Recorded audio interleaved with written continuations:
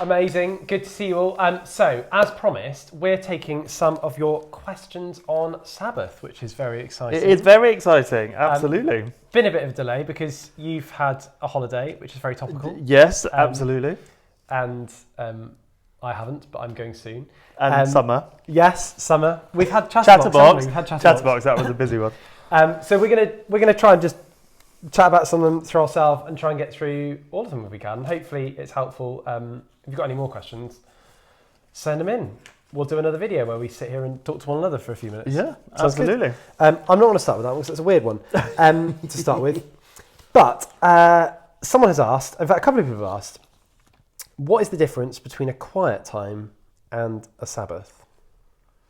Yeah, good question. So I guess a quiet time is a much more intentional, kind of shorter period of time scattered over the week, isn't it? Yeah. And kind of really specifically carved out time with probably a bit of an agenda. You might use some Bible notes, or you might kind of put some worship music on or something like that. And it feels very intentional, carved out chunk of time in a day. Somewhere from probably 5 minutes through to maybe an hour or so. For different people, that will look quite different.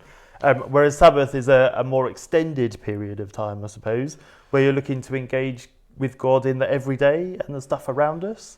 Like, it's doing life together with God and enjoying the breadth of everything that He's given us that's good.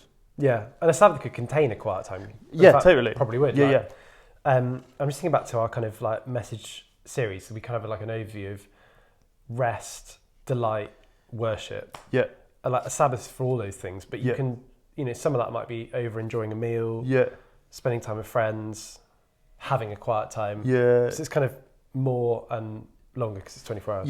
Yeah, I guess it's kind of explore and being able to unpack some of the stuff that you're thinking about more specifically in a quiet time and seeing how that lands in the course of the day as you're interacting with creation and people around us and stuff. And someone's also asked, can a Sabbath be spread through the week? Which is, I think it's what we've just been saying, isn't it? Yeah. I guess the answer is, that's not really the essence of it, because it's meant to be this 24-hour period for rest. Yeah. And it's like if you go away for the weekend versus if you go away for the week, it's different. Yeah. And it's not that doing that throughout the week would be a bad thing. It's just that's not what I think the heart of Sabbath is it? Yeah, I think there's something also about the intentionality behind Sabbath as well, isn't there? Like, ultimately, I know I historically have struggled to fit in a 24-hour period, whereas there are points where I can fit in more chunks during the week. That doesn't mean that's ultimately where I'm aiming for. Yes, But in the here and now, and the reality of having Finn, who's 11, who needs ferrying around and different things, and Becca, who works and does other things in the week, actually trying to find a 24-hour chunk of time that suits all of us hasn't necessarily been that easy, particularly when life changes and new rhythms and things emerge. And so the intention for us would be to set 24 hours aside. In reality, like actually, if we take Friday for an example, Finn is at school between 9 and 3. And so actually that's a reasonable chunk of time that we've been able to carve out. Yeah. But then it's interrupted with them picking Finn up from school and ferrying him around then for the evening. So I guess intentionality, 24 hours, reality, do as much as you can, kind of working towards that. Yeah. We definitely feel that. And also I think there's weeks where life happens. Like I'm not going to try and pretend that changing a nappy is restful. Yeah. But I've got to do it. Yeah. I'm not going to be like, it's the Sabbath. Change your own. Or leave it till tomorrow. Can you imagine? That wouldn't be pleasant, would it? Life does have to continue to some extent. Totally. Yeah, good thoughts. You got one? Yes, so a number of questions about the day that Sabbath is on. Ooh, and historically it being on a Sunday rather than another day in the week. What was the decision behind that? Why has it changed? Has it changed? Could it change? Is it rooted biblically in terms of it being attached to a specific day? Yeah, I can't remember why. There is a reason, I've forgotten it, why someone's going to come up to me after this video and be like, and tell me. Thank you. Why, so the traditional Jewish Sabbath was always on a Saturday. And it kind of made sense for it to be on this really set day as well, because, Israel were a nation state. And so it wasn't just the people who were Jewish who happened to live in a country doing this thing. Yeah. It was the entire country, governance system, the whole bang shoot, stopped for 24 hours. And so obviously that's got to be the same day because you can't, it doesn't work otherwise, does it? I guess it's a bit like a bank holiday, isn't it? Yeah, exactly. Yeah, that's really helpful actually. But then at some point in history, the church has sort of traditionally taken Sunday to be its day. To be honest, that's just convention. It doesn't have to be the way. There are church traditions that don't do that, for example. Yeah.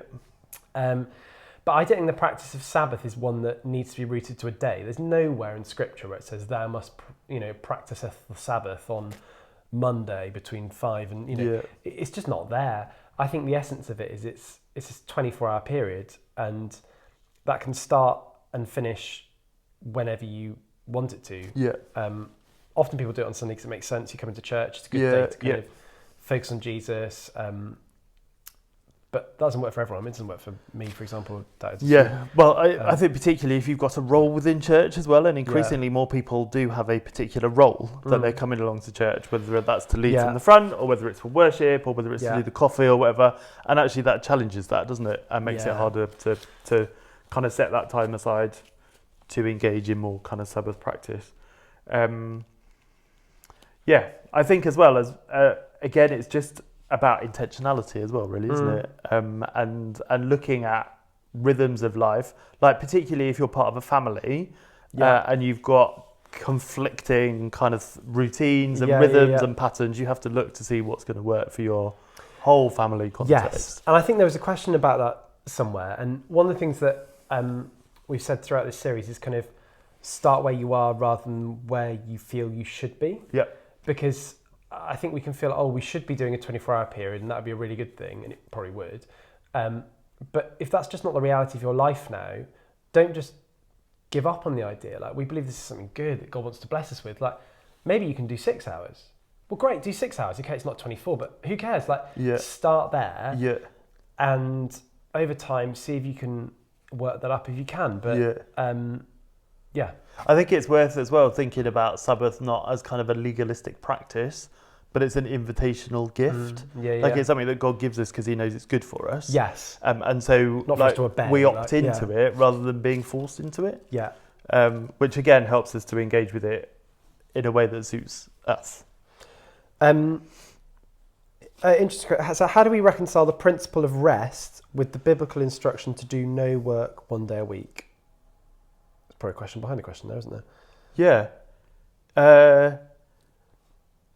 So I guess by not doing work one day a week, then you're enabling yourself the opportunity to kick rest, back and to relax and to rest, but also I've told this story before, and I think I've told it here. Actually, I lived in London for a while, quite a long time, and the bit of London that we lived in was like a really aspirational part of London. Everybody wanted to live there, which made it really expensive. Yeah. And so to be able to live there, people ended up working most of their time. So actually, they would live there, but in reality, all they did was work, and then they would sleep in Southfields because they couldn't afford to not be working. Actually, the opportunity to step back and to be able to rest and to take Sabbath is to be able to enjoy the goodness that we have got and the all the good stuff that God has gifted us in our lives, isn't it? Yeah. And so, I guess it's about that, being able to take a step back and enjoy the fruit of what God has given us, and also the opportunities that we've created for ourselves in kind of what He's called us to. Do you want to do one? So a few people asked questions around actually Sabbath in community and how as a church we can help to support each other in that. Yeah, that's a really good question. I mean, so I know some people do it with others. Well, so John Mark Comer, who was one of the people that we used as inspiration, actually, they have a practice where he and his wife will do Sabbath with another couple as well. Yeah, I think what they do is they begin Sabbath. So they begin Sabbath on Friday. They do a Friday night, Saturday night. It doesn't have to be Sunday. And they begin with a meal, and they have that meal all together on the Friday night. They call it Sabbath feast together as a community. And so I think the rest of the kind of Sabbath they'll do separately. Well, not always, but often. But they begin with that meal together. And that's really that's really intentional, isn't it? It's about helping them to set a precedent for the next 24 hours and to mark it out as something different. And actually, we've chatted in our group about doing a Sabbath meal feast one week and just beginning Sabbath together as a group. Yeah. We've yet to find a date, but we'll let you know how that goes. But I think that could be a really cool way to encourage one another, because we're doing it together, and we're starting with something that's like celebrative, enjoying one another, enjoying the good things God's given us. Yeah. And it holds you a bit. You're not having to sort of make that for yourself. Yeah. So if you're in a grow group, organise a Sabbath feast. It's a bit, I think as well, like if you're starting a new kind of hobby or something like that, or you fancy giving something a go, it's much easier to do it while there are other people around as well. Yeah. And so you're kind of sharing experiences. And I think too often, particularly with kind of Christian spiritual stuff, we kind of assume that everybody else is getting on with it and doing it better than we're doing it. The reality is, when we share stories, we're able to, we're actually able to learn from each other and to encourage each other and support each other much more. That's so true. And I think, talk about it is a really good, this one we can both talk to. Two questions asked this. What would, or could, I guess, a Sabbath look like? I think it's probably worth saying that the answer is different for everyone. Yeah. But if you're doing it, what it might look like, and I'll... Yeah, I mean, I guess, again, it's probably about preparation. And so where possible, kind of thinking through, setting some time aside, agreeing that with other people that are likely to need to be involved in that or not involved in Your that. wife might be in on absolutely. That conversation. But also, like, if you know that you're going to be meeting people, like in the course of the day, actually just kind of set that out a bit and let them know that it might look a little bit different to normal. Think about things like food. So it's kind of like the practical side of it. Like, actually, it's probably not helpful to wake up on the morning and realise that you were planning on having a really nice kind of continental breakfast, but actually you've got an empty cupboard, so you need to go to Waitrose and go and buy it. That's sort of setting yourself up to fail, really, isn't it? So actually, if you get the stuff in and you, like, in terms of meals, just going for quite simple stuff, but stuff that you enjoy, or get a takeout or whatever. It's those sorts of things that just help the rhythm of the day to flow a little bit more.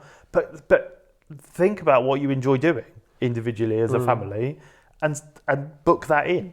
Like, plan your day so that you know that it's going to be fun and it's going to be relaxing, and also try and plan in some time where actually you've got a bit more downtime where you can think about God and how kind of he fits into that as well. How about you? I would echo all of what you said. I think it's really helpful. I think, so Katie and I have just recently, so we used to do Sabbath just on Saturday, and it would sort of start in the morning, and I'd always go for a run, which I still do because it's just something I really love doing. Gets me out of the house. But it kind of felt like Sabbath sort of, I don't know, we just sort of flopped into it.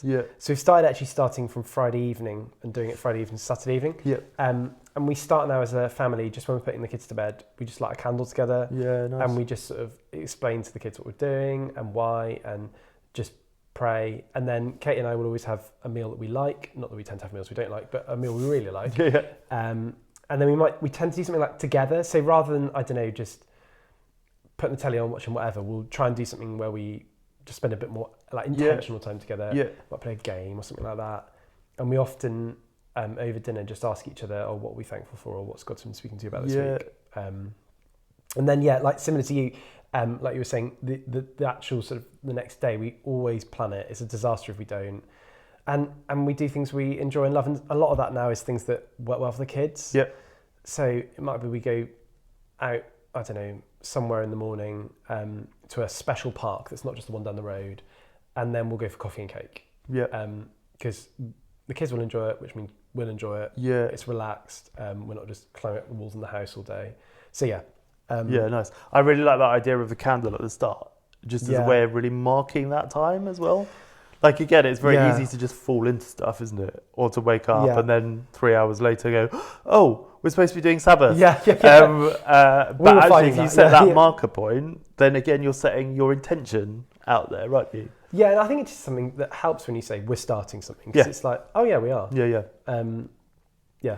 Nice. I'll start. Do you want to ask You want to go for one? You got another? If not, I've got one for you. Go for it. Okay, how do I do this? And my husband, or we could just say spouse, partner, doesn't come to church or believe in God. Yeah, I guess that is probably a bit more of a challenging one. But again, it's about communication. Again, it's not about expecting to go from literally nothing to 24 hours overnight. And actually, like, there's nothing to stop you from enjoying time with your husband and being able to engage with God in that without your husband necessarily realising that that's a thing that's going on necessarily. I mean, like, he doesn't have to recognise God in it. Rest is good. To still be able to enjoy it and have fun and to be able to relax together and to celebrate the goodness, even if the people around you don't equate that to God. Like, that's you can still I mean, you could even sit around the table and say, what are you thankful for this week? Yeah, totally. And I might be giving thanks to God for that, and you're just giving thanks. But it's still meaningful and helpful. And, you know, rest is a thing that it's like lots of companies who've recently, you know, tacked to doing a 4-day work week and found that actually their productivity has increased. Yeah. Like, we're getting, I think, as a society more and more the importance of rest. And absolutely. And so I don't think Christians have the kind of, you know, corner of the market on that. No. So I think there's lots of aspects of the Sabbath which you can share with someone who isn't working with God. I mean, there's lots of aspects obviously you can't, because you know, it is about having Jesus at the heart of it and worship. But that doesn't mean you can't do it together, although you'll be participating differently, as you said. Yeah. And God ultimately has given us these gifts whether we believe in Him or not. Like, it's good. We are humans created in God's image. To rest. Yeah. It's not like He goes, right, you're a Christian, therefore you need more rest. Yeah. He's like, you're human, regardless of whether you're a Christian or not, you need rest. You need it, yeah. You go. So in terms of actually, like, making changes to what is currently already quite a busy schedule, how do you go about making that shift, I suppose, and taking out stuff that is already high priority? That means you don't have that 24-hour chunk. Yeah, that's really hard. So, you know, if you've got a busy week, there's loads going on with the kids, how do I fit this in? The calendar's already full. Yeah. I mean, I think a couple of things. One is about, I think, start where you are rather than where you feel you need to be. Yeah. And it might only be possible to kind of get 6 hours in. That's fine. You know, changing commitments, changing lifestyle is hard. Once you've taken a commitment on, it's harder to drop it. Yeah. And that doesn't mean we shouldn't ever, but it is harder. And so I think start where you are rather than where you feel you should be, and work from there. I think as well, it's the planning thing. If this is something we think is important, we can begin to plan it into our life. Yeah. I mean, for example, if your kids play netball on a Thursday evening, you know, you don't arrange to go out for dinner because you're going to have to pick them up. Yeah. And so you diarise it. And how much more important is, you know, Sabbath and kind of the kids' netball, for example. Yeah. And so I think it's the same approach that we take to all those other things. It's just what goes in your diary first, I guess. Yeah. And if this is something that you think is important, try and get it in your diary first and make other things work around it. And that might require a bit of negotiation. And as I said, start where you are, because if you try and negotiate an entire 24 hours when your calendar's full, you're not going to manage it. Yeah. But if you're trying to negotiate a free 3 hours or a free 6 hours, maybe you could start with that. Yeah. And that's doable. Yeah. So, and maybe it's worth actually, in terms of looking at calendars and diaries and things, if you look at next week, chance of being able to find a 24-hour chunk is slim. Yeah. But if you look at January now, work up to and it, you book in a Saturday or a Friday or a Tuesday or whenever works for you, if you book it in now, actually you've got more chance of it fitting within what's already existing. And so again, it's about intention. It's not about having to do it from tomorrow. It's about, ultimately, I'd love to be able to do this 24 hours. I know I can't do it now, but if I look at January next year, it's doable. It's doable, and it's something to aim towards as well, isn't it? Yeah. And so you kind of look at, actually, maybe this week I can fit an hour in. Actually, in 3 weeks' time, I've got a 4-hour chunk. So let's diarise that now. And then actually, if I look in October, I've got half a day that I've got time. So let's book that in now. And then you're sort of working up to it.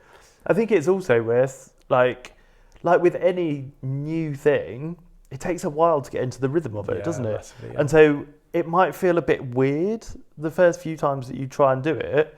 Actually, you might find your head full of all the stuff that you feel like you ought to be doing, and you might quickly dismiss it and go, no, this isn't working. Yeah. I can't really relax. hard. Yeah. But it's about getting into that new mindset and that new rhythm. Yeah, that's really and helpful. again, shaping. So you end up like ultimately, again, if you know in 6 weeks' time you've got 6 hours that you want to set aside, then you shift your time between now and then to fit in stuff to be able to make that time freer. Yeah. And so again, it's about just kind of shifting your mindset, and that takes a little bit of time to do, doesn't it? Yeah, it really does. I think any new life commitment is just hard, isn't it? And I think as well, like it's, trusting that this is something God's given us as a gift. And so sometimes trust in his promise over your experience of that promise. Yeah. Because I think we've certainly found that it's got better over the long haul. And if we just measured it on the first few times we've done it, we'd have probably thought, it's okay. Yeah. But, Take it or leave it. Other thought actually, I think is don't, particularly if you're in a kind of family or some kind of relational network, it's not just sort of you on your own at home. Don't try and do it on your own. I think you've got to negotiate it. You've got to try and find a way to do it together, because trying to find 4 people 24 hours, you're on a non-starter, aren't you? Yeah. You've got to kind of think about, well, how's this going to work, and have that conversation with one another. Yeah, absolutely. Somebody here has asked a question in terms of actually maintaining it as a practice as well. Yeah. So, how like kind of keeping that rhythm going, I suppose. Any kind of hints? Yeah, I think they say it takes 50 to 60 times for something to become a habit. Yeah. And habits, when things become easy, we don't need to think about them, they just happen. It's just what we do. Yeah. So work hard for a while and you'll probably find that it will become easy. Yeah. And I think what I just said actually, trust in God's promise that this is a good thing over your experience of the difficulty of making it happen. It will be difficult at first. We're in a fight, we're in a spiritual battle, and don't be surprised if the enemy comes along to resist you in a practice that's designed to bring life. It's not given as a quick fix solution, is it? No. Like it's a long-term practice. Yeah. And so it takes time to see the benefit of it. But once you see the benefit of it, then you're more likely to jump in with both feet and go, absolutely. This is brilliant, I want more of it. Have you got a Bible there? Because I've got a Bible question. I have. How does Hebrews chapter 4, verses 6 to 11, very precise, etc., so I don't know what that means, but relate to how we should practice Sabbath, or what it looks like for us? Shall I read that? That'd be helpful. Would that be helpful? So Hebrews 4, 6 to 11 says this: Therefore, since it still remains for some to enter that rest, and since those who formerly had the good news proclaimed to them did not go in because of their disobedience, God again set a certain day, calling it today. This he did when a long time later he spoke through David, as in the passage already quoted. Today, if you hear his voice, do not harden your hearts. For if Joshua had given them rest, God would not have spoken later about another day. There remains then a Sabbath rest for the people of God. For anyone who enters God's rest also rests from their works, just as God did from his. Let us therefore make every effort to enter that rest, so that not one will perish by following their example of disobedience. Great. What was it? I've lost the question. Listening to the passage. Oh, how does it relate to how we should practice the Sabbath? Good question. I think one of the things that really stands out for me there is that it's that sense of invite. Like it's not something that God says you must do Sabbath in this context. It's a gift that he gives us, and it's an invitation in. It's this is really good for you, try it, as opposed to you must do this. Yeah, massively. And I think that idea of like God's rest is that's the essence of Sabbath. We're entering into his rest when we practice Sabbath. That sort of reality of God being with us in this world, all being well, just being in this kind of communion with him. And Sabbath is a way which we enter into that. He's in charge, we're not. And it, I guess, gives us a picture of eternity, which is kind of what the passage is getting at. So when we practice Sabbath now, it gives us a glimpse of what is to come. And we're following God's example as well. In Genesis, he rested on the seventh day, didn't Yeah. he? And so he sets the precedent, and as disciples, We follow. we're following. Yeah. And so therefore, whatever he does as good, Yeah. we therefore should opt in to do as good as well, Yeah. knowing that God has got good things for us in the stuff that he gives us. Amen. That was my last one. So Have you got any others? I think I've run out as well. Oh, amazing. Great. Hopefully this is helpful. Hopefully it was. If you've got any other questions, do send them in. But I think I'd just echo some of the things we've said. That is, we think this is a really good practice, not because we think it's a good idea, but because I think God's given it to us. But don't be intimidated. Yeah. Start where you are. Start small. Don't judge yourself. Don't judge your experience of it. And just enjoy God's blessings as you kind of like play around with this and see what He kind of does in and through it. And there's something interesting about that sense of invitation as well, isn't it? It's like it's not invitation to the final thing; it's an invitation to the journey towards the final thing. And so this is the start of the conversation. Like explore it, play with it, see what works, what doesn't work. Some things won't. Drop them. Yeah. Try something different. Some things will be brilliant straight up.